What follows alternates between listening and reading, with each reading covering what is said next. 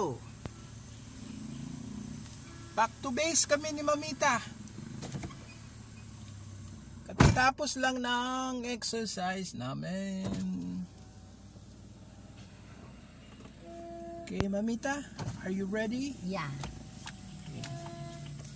We'll be going home. Jesus' name.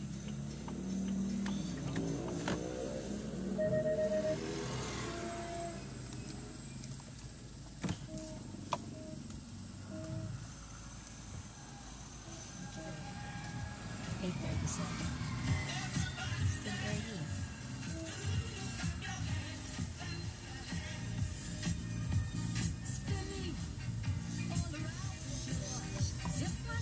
Everybody dance, Mamita.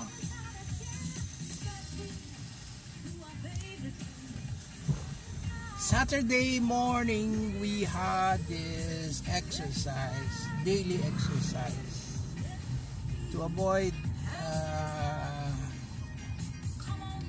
mga heart disease, heart hypertension. Kasi ngayong kaming senior citizen ni Mamita, going senior actually, we are 57 and 56 respectively, but we look good.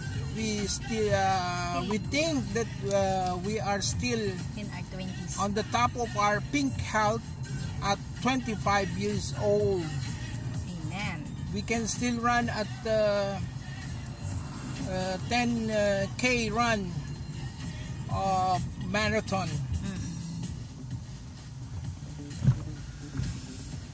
Yun lang talaga ang exercise. No need to spend for the gym and all of these things, which is expensive. Yeah. Ito ang benefit ng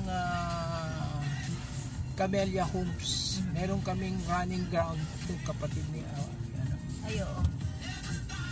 Ito ang benefit ng running residing in a Camellia subdivision. Wala na talaga yung court mo. Ganda nga eh. Good. Yeah.